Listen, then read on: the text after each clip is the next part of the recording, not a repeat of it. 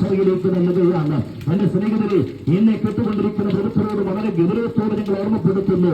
ആ ശരീരം പിന്നെ 2-3 ദിവസങ്ങൾ കഴിയുമ്പോഴാണ് അവിടുന്ന് ഏറ്റുവാങ്ങിക്കൊണ്ടുവരുന്നത്. തണുത്ത് മരവിച്ചിരിക്കുന്ന മൃതശരീരത്തിന് മുന്നിൽ ഒന്ന് വേഷത്തിന് വേണ്ടിയും നാട്ടുകാർ കാണേണ്ടതിന് വേണ്ടിയും അതിന്റെ അരികിലിരുന്നു കൊണ്ട് കരച്ചിലിന്റെ ഭാവ അഭിനയങ്ങൾ കാണിച്ചുകൊണ്ട് ആ മൃതശരീരം ഒടുവിൽ അടക്കുകയാണ്. ഗംഭീരമായിരിക്കുന്ന ശവോടക്ക് നൽകുകയാണ്. ഇങ്ങനെ ജീവിതത്തിന്റെ പ്രതീക്ഷകൾ മുഴുവനും അസ്തമിച്ചുപോയി. ഇന്നത്തെ നമ്മുടെ തലമുറകൾ എല്ലാ നിലവാരങ്ങളിലും വിദ്യ കൊണ്ട് പ്രബുദ്ധരായിട്ടുണ്ട്. അവരുടെ കഴിവുകൾ കൊണ്ട് അവർ പടുത്തുയർത്തിയിരിക്കുന്ന, അവർ ജീവിതത്തിൽ നേടിയിരിക്കുന്ന ഒട്ടനവധി നേട്ടങ്ങളുണ്ട്. മൗന സൗധങ്ങൾ നമ്മൾ പടുത്തുയർത്തിയിട്ടുണ്ട്. പക്ഷേ പണ്ടുകാലങ്ങളിൽ നമ്മുടെ കുടുംബങ്ങളിൽ ഉണ്ടായിരുന്ന സന്തോഷവും സമാധാനവും മക്കളും കൊച്ചുമക്കളുമായി ഇതൊക്കെ ഒരുമിച്ചിരുന്നില്ല. ഒരുമിച്ച് സന്തോഷത്തോടുകൂടെ ജീവിതം കഴിച്ചുപോയ കാലങ്ങൾ എവിടൊക്കെയോ പോയി മറഞ്ഞുകൊണ്ടിരിക്കുന്നു. ഈ വർത്തമാന കാലഘട്ടങ്ങൾ നിങ്ങൾ വളരെ ഗൗരവത്തോടുകൂടെ പ്രബുദ്ധരായിരിക്കുന്ന യുവതലമുറകളെ ലക്ഷ്യം വെച്ചുകൊണ്ട് ഓർമ്മപ്പെടുത്തുന്നു. സ്നേഹിതരെ, നിങ്ങൾ ഓർത്തുകൊള്ളുക, നീ ഭൂമിയിലേക്ക് വെറുതെ ഇങ്ങനെ ജനിച്ചു വന്നവനല്ല. നിനക്ക് വേണ്ടി കഷ്ടപ്പാടുകളും പങ്കപ്പാടുകളും സഹിച്ച ഒട്ടനവധി മാതാപിതാക്കൾ ഉണ്ടെന്നുള്ള കാര്യം ഇന്നത്തെ ഈ വർത്തമാന കാലഘട്ടത്തിലെ തലമുറകൾ മറന്നു പോകരുത് എന്നുകൂടി ഞങ്ങൾ ഓർമ്മപ്പെടുത്തുകയാണ്. അങ്ങനെ നമ്മുടെ തലമുറകൾ വിദ്യാഭ്യാസത്തിന്റെ ഉന്നതമായിരിക്കുന്ന ശ്രേണിയിലേക്ക് എത്തുവാൻ ഹയർ സ്റ്റഡിക്ക് വേണ്ടി കേരളം വിടുകയാണ്. മറ്റ് സംസ്ഥാനങ്ങളിലേക്ക് പോവുകയാണ്. ആ സംസ്ഥാനങ്ങളിലേക്ക് ചെന്നെത്തുന്ന വഴിയാത്രകളിൽ പല കൂട്ടുകെട്ടുകൾ അവർക്ക് അവരുടെ ജീവിതത്തിലേക്ക് വന്നു ചേരുകയാണ്. അവിടെ കൂട്ടുകാരോട് ഒരുമിച്ച് സല്ലപിക്കാൻ, സന്തോഷിക്കുവാൻ വേണ്ടി അവർ കണ്ടെത്തിയ മാർഗങ്ങൾ ഇന്നലകളിൽ മാതാപിതാക്കൾ കേട്ടിട്ടില്ലാത്ത വിധത്തിലുള്ള മയക്കുമരുന്നിന്റെ ഉപയോഗങ്ങളിലേക്ക് നമ്മുടെ തലമുറകൾ കൂട്ടുകുത്തിയിരിക്കുന്നു എന്നുള്ള നഗ്ന സത്യം കൂടെ ഈ തരുണത്തിൽ ഒന്ന് ഓർമ്മപ്പെടുത്തട്ടെ.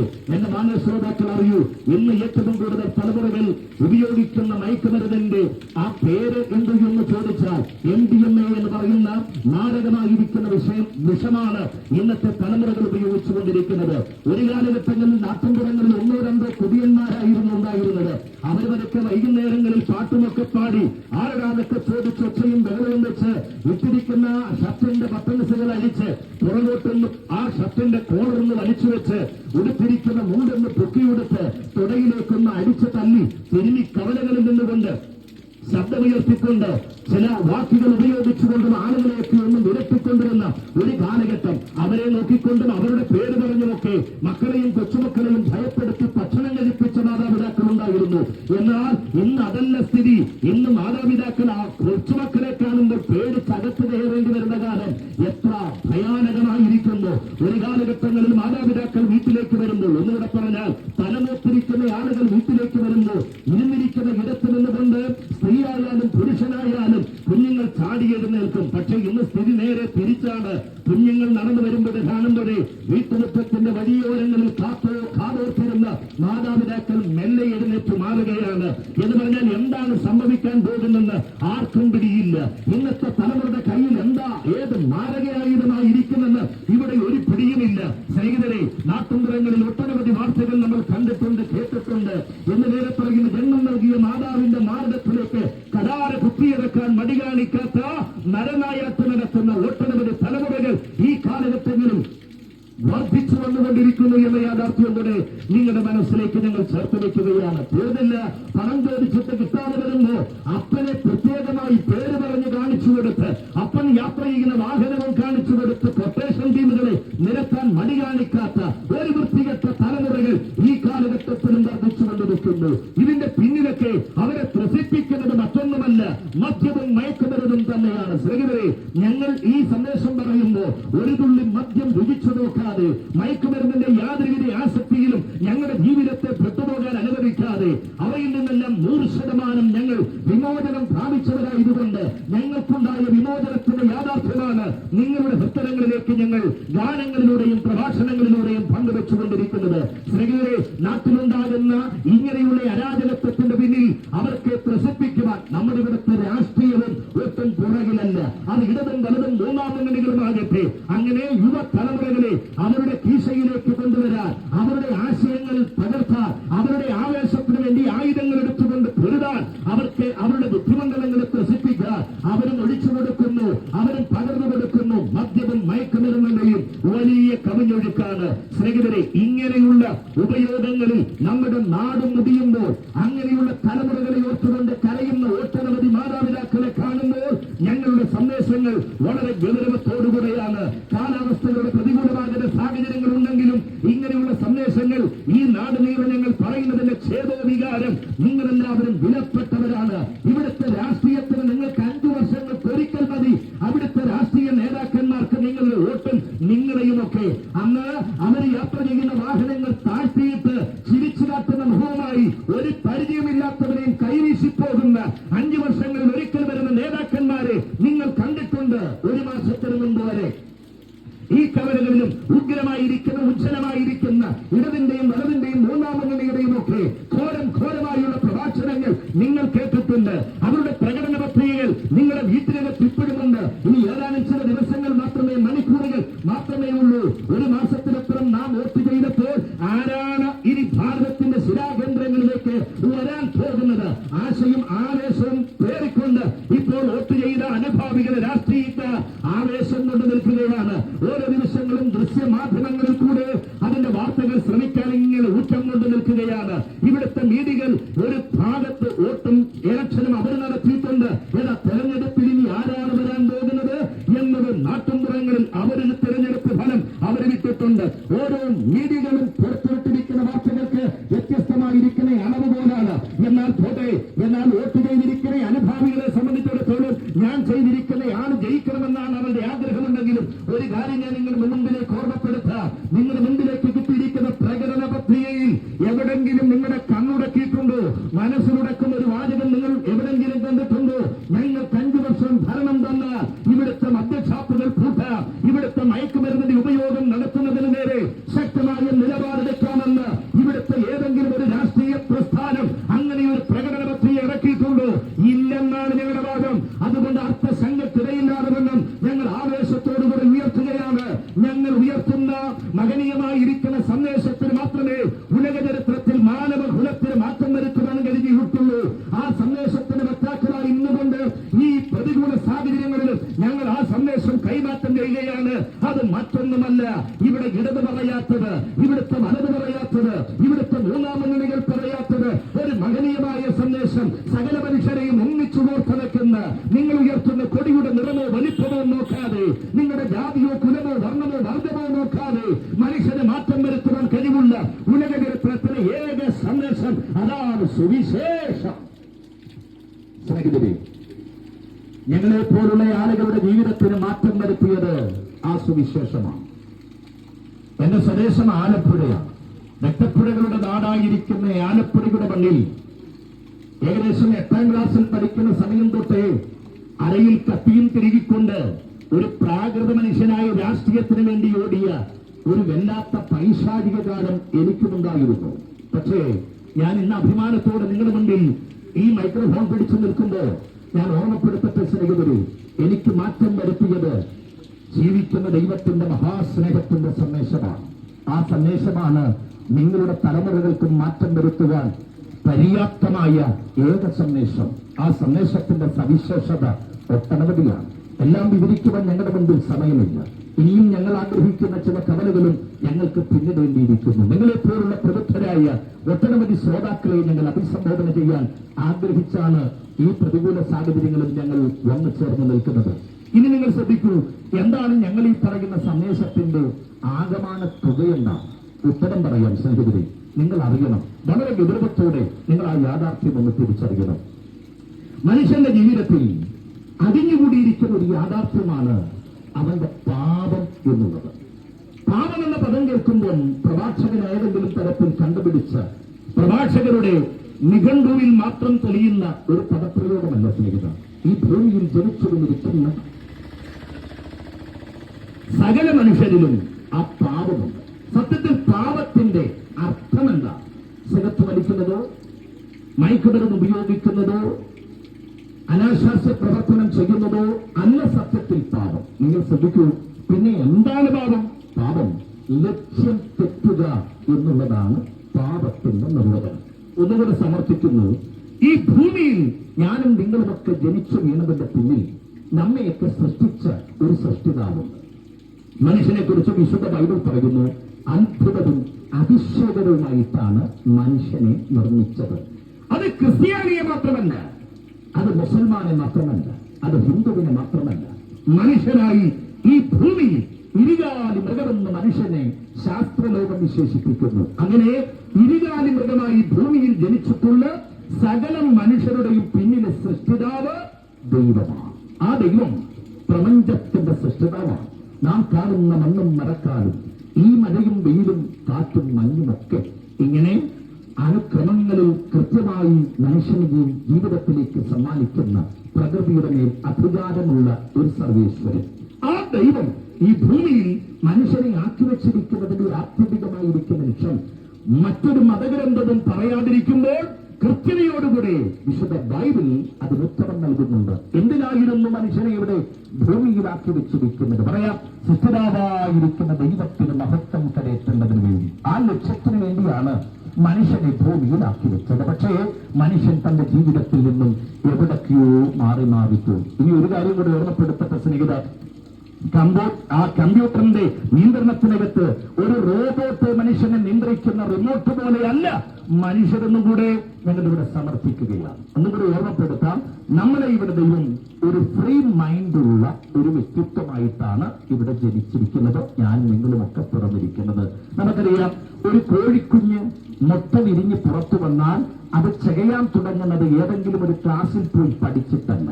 ഒരു താറാവ് മുട്ട വിരിഞ്ഞു കഴിഞ്ഞാൽ ആ താറാവിന്റെ കുഞ്ഞ് വെള്ളത്തിലിറങ്ങി നീന്തി തുടിക്കുന്നത് ഏതെങ്കിലും ഒരു നീന്തൽ ക്ലാസ്സിൽ പോയി പ്രാക്ടീസ് ചെയ്തിട്ടല്ല. എന്താ അതിന്റെ അർത്ഥം?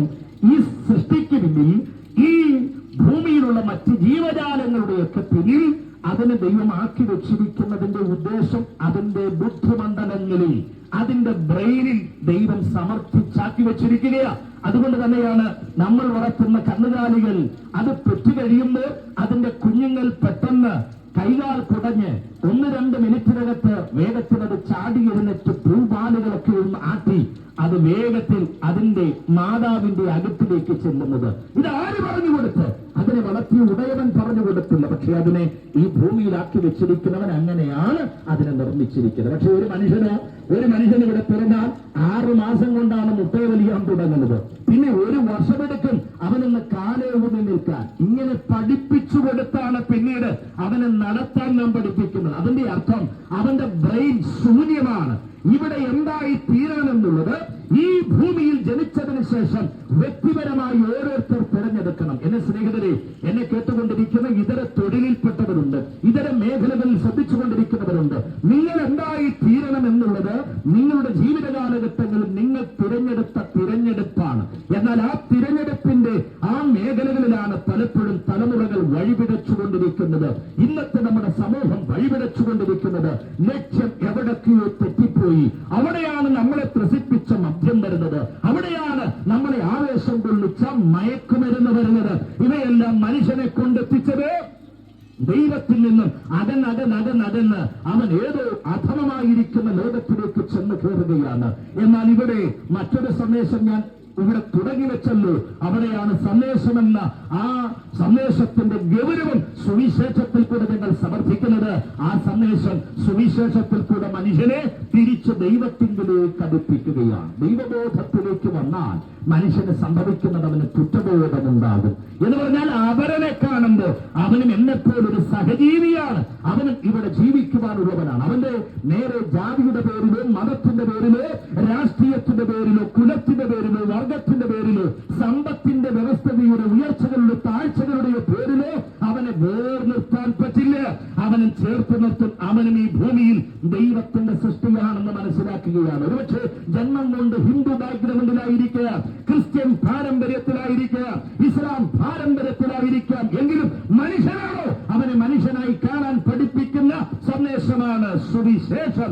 ആ സന്ദേശത്തിൽ നെടുനായകത്വം വഹിക്കുന്ന വ്യക്തിത്വയുടെ പേര് ജീവിക്കുന്ന ദൈവമായ നസ്രയനാകുന്ന യേശു ക്രിസ്തു എന്ന ഏക നിത്യസത്യദൈവം. അത് ഒന്നല്ലാതെ ഒന്നേ കാലില്ല. ഒന്നും കൂടെ സമർത്ഥിക്കുന്ന സ്നേഹിത, മനുഷ്യന് പാപങ്ങളിൽ നിന്നും അവന്റെ ജീവിതത്തെ രക്ഷിച്ച് തിരിച്ചു സുബോധമുള്ളവനായി ദൈവത്തിന്റെ വഴിയിലേക്ക് നടത്തി അവനെ ദൈവത്തിന്റെ കാര്യപരിപാടിയിൽ അവനെ ചേർത്ത് നിർത്താൻ ആഗ്രഹിക്കുന്ന ഉലക ചരിത്രത്തിലെ ഏക സന്ദേശം അത് സുവിശേഷമാണ്. ആ സന്ദേശമാണ് ലോകത്തിൽ എല്ലാ മനുഷ്യ ജീവിതങ്ങളിലും മാറ്റം വരുത്തിയിട്ടുള്ളത്. ഇന്ന് പകലിലും എന്നെ കേട്ടുകൊണ്ടിരിക്കുന്ന മാന്യ ശ്രോതാക്കൾ അറിയൂ, ഇന്ന് പകലിലും ഞങ്ങൾ ഉയർത്തുന്ന ഈ മഹനീയമായ സന്ദേശം നിങ്ങളുടെ ജീവിതങ്ങളിലേക്കും ഏറ്റെടുക്കാൻ നിങ്ങളൊന്ന് തയ്യാറായ നിങ്ങളുടെ ജീവിതങ്ങൾക്കും മാറ്റം വരുമെന്നുള്ളതിന് രണ്ട് പക്ഷമില്ല.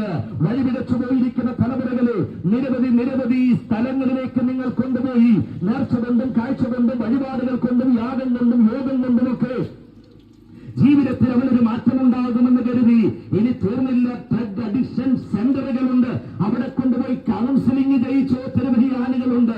ഇനി ചില ധ്യാനങ്ങളിൽ ആളുകളെ കൊണ്ടുപോയിട്ടുണ്ട്. പക്ഷേ അതെല്ലാം കേവലം ചില മാസങ്ങളിലും ആഴ്ചകളിലും മാത്രം അവന് ഒതുങ്ങി നിൽക്കുമ്പോൾ ഞങ്ങളെ പോലുള്ള ആളുകളുടെ ജീവിതത്തിൽ ജീവിതകാലം മുഴുവനും മാറ്റം വരുത്തുന്ന ഇടപെടലുകൾ നടത്താൻ കഴിവുള്ള ഒരു ദൈവം ജീവിക്കുന്നു എന്ന യാഥാർത്ഥ്യം മറന്നുപോകരുത്. ഈ പകൽ നിങ്ങൾ ആ സത്യമറിയാതെ ഈ ലോകത്തിന് യാത്ര പറയണമെന്ന് ആഗ്രഹിച്ചുകൊണ്ടാണ് ഞങ്ങൾ ഈ സന്ദേശവുമായി നിങ്ങളുടെ വീടിനരികിലേക്ക് വഴിയോരങ്ങളിലേക്ക് വന്നു ചേർന്നിരിക്കുന്നത്. ഒരുപക്ഷെ സന്ദേശം കേട്ടുകൊണ്ടിരിക്കുന്ന ആളുകൾക്ക് തോന്നിയേക്ക് ഈ മഴക്കാലത്ത് ഇവന്മാരെന്ന ഭ്രാന്തന്മാരാണോ? ഇത്രയും മഴയും പ്രതികൂലമായ സാഹചര്യങ്ങളിൽ ഇങ്ങനെ ഈ വഴിയോരങ്ങളിൽ വന്നു നിന്നുകൊണ്ട് ഘോരമായ ഈ സന്ദേശങ്ങൾ പങ്കുവയ്ക്കാൻ സ്നേഹിത, അങ്ങനെ ചിന്തിച്ചുകൊണ്ടിരിക്കുന്ന നിങ്ങളും ദൈവത്തിന് വിലപ്പെട്ടതാണ്. അങ്ങനെ ചിന്തിക്കുന്ന നിങ്ങളും കുടുംബവും ദൈവത്താൽ സന്തോഷം അനുഭവിക്കണമെന്ന് ആഗ്രഹിച്ചുകൊണ്ട് ഏത് പ്രതികൂലങ്ങളുടെ നടുവിലും ഈ യാഥാർത്ഥ്യം പറയുവാൻ ഞങ്ങൾ മനസ്സുവയ്ക്കുകയാണ്. പക്ഷേ ഞാൻ അധികം ഇനി വാക്കുകൾ നീട്ടുന്നില്ല. വേഗത്തിൽ പറഞ്ഞവസാനിപ്പിക്കുവാൻ ഞാൻ എന്റെ വാക്കുകളെ ഉപസംഹരിക്കുവാൻ ഞാൻ നിർബന്ധിക്കപ്പെടുകയാണ്. ശ്രോതാക്കൾ അറിയൂ, നീ ചെയ്യേണ്ടത് എന്താണ്? എന്തെങ്കിലും കയ്യിലെ പണമെടുത്ത് കൊടുത്തതുകൊണ്ട് ഈ സന്തോഷം ജീവിതത്തിലേക്ക് സ്വായത്തമാക്കുവാൻ കഴിയുമോ? ഒരു നാളും സാധ്യമല്ല.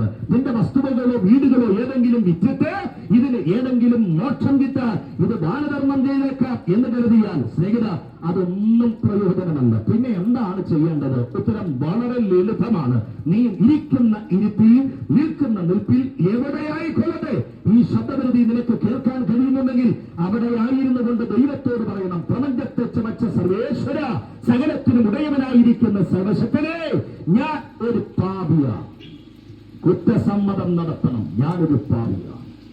എന്റെ പാപത്തിന് വേണ്ടി നീ ഹത്തിൽ വന്നു.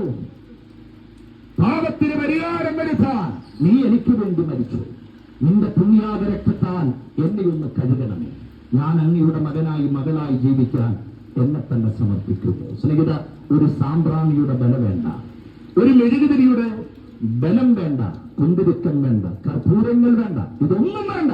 നിൽക്കുന്ന ഇടത്ത് നിന്നുകൊണ്ട് പാപം ഏറ്റുപറഞ്ഞുകൊണ്ട് പാപം ക്ഷമിക്കാൻ കഴിവുള്ളവന്റെ മുമ്പിലേക്ക് ഒന്ന് അനുഭവിക്കാൻ നീ തയ്യാറായ സർവേശ്വരൻ നിന്റെ സകല പാപങ്ങളെയും കഴുകിക്കളഞ്ഞ് സുബോധമുള്ള ഒരു ആത്മാവിനെ നിന്റെ ഉള്ളിൽ പകർന്ന് നിത്യതയുടെ സന്തോഷം നിന്റെ കുടുംബത്തിലും നിന്റെ ജീവിതത്തിലും തരുമെന്നുള്ളതിന് രണ്ട് പക്ഷമില്ലാത്ത ഒരു നഗ്നസത്യമാണ്. സ്നേഹിതരെ, വളരെ ഗൗരവത്തോടെ ഈ സന്ദേശം പറഞ്ഞവസാനിപ്പിക്കുമ്പോൾ ഞാൻ വളരെ ആവേശത്തോടുകൂടി ഒരിക്കൽ കൂടെ പ്രഖ്യാപിക്കട്ടെ, മറ്റൊരുത്തനിലും രക്ഷയില്ല. നാം രക്ഷിക്കപ്പെടുവാൻ ജാതി മത വർണ്ണ വർഗ വ്യത്യാസമേ സകല മനുഷ്യരും രക്ഷിക്കപ്പെടുവാൻ ആകാശത്തിന് കീഴിൽ ഭൂമിക്ക് മുകളിൽ നൽകപ്പെട്ട ഏക നാമം നസ്രയനാകുന്ന യേശു ക്രിസ്തുവിന്റെ നാമം. ഈ നാമം ഒരു ജാതിയുടേതല്ല, ഒരു കുലത്തിൻ്റെതല്ല, ഒരു മതത്തിൻ്റെതല്ല, ഒരു വർഗത്തിൻ്റെതല്ല, പിന്നെ ആരുടേത്? സകല മനുഷ്യരുടെയുമാണ്. അതുകൊണ്ട് ഈ സർവേശ്വരനായിരിക്കുന്ന ദൈവത്തിന്റെ നാമത്തിൽ പാപക്കറകളെ കഴുകിക്കളഞ്ഞുകൊണ്ട് അവന്റെ രക്തത്തിന്റെ വീണ്ടെടുപ്പിനെ ജീവിതത്തിൽ സ്വായത്തമാക്കിക്കൊണ്ട് സന്തോഷവും സമാധാനവും നിങ്ങളുടെ ജീവിതത്തിൽ നടമാടട്ടെ. പ്രതികൂലമായിരിക്കുന്ന സാഹചര്യം ഒരു വർഷക്കാലം നമ്മുടെ ജീവിതത്തിൽ ഇന്നലെ നാം അനുഭവിച്ചിട്ടില്ലാത്ത നിരത്തിലേക്കുള്ള വിവിധ നിലവാരങ്ങളുടെ പ്രകൃതിയുടെ മാറ്റങ്ങൾ നാം കണ്ടുകൊണ്ടിരിക്കുകയാണ്. ഈ ദുരന്തങ്ങളും ഈ വല്ലാത്ത പ്രതിഭാസങ്ങളും നിങ്ങളുടെ ജീവിതത്തിൽ ദുഃഖമായി തീരാതിരിക്കേണ്ടതിന് ഞങ്ങൾ നിങ്ങൾക്ക് വേണ്ടി ഒരു വാക്ക് പ്രാർത്ഥിക്കുവാൻ ആഗ്രഹിക്കുകയാണ്.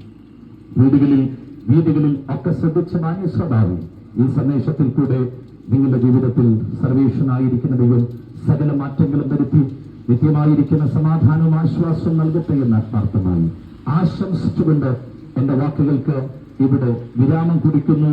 അപ്പോൾ തന്നെ മണ്ണുത്തി കേന്ദ്രമാക്കി പ്രവർത്തിച്ചുകൊണ്ടിരിക്കുന്ന ഒരു സുവിശേഷ പ്രസ്ഥാനമായ ബഥേൽ ക്രിസ്ത്യൻ ഇവാഞ്ചലിസ്റ്റിക് ഫെലോഷിപ്പ് സെന്ററിന്റെ എല്ലാവിധ ഭാവങ്ങളും നിങ്ങൾക്ക് നേരുമ്പോൾ ഈ പ്രസ്ഥാനത്തിന് ചുമൽ കൊടുക്കുന്ന കർത്താവിന്റെ ദാസൻ കുര്യാക്കോസ് പാസ്റ്റർ നിങ്ങൾക്ക് വേണ്ടി പ്രാർത്ഥിക്കും.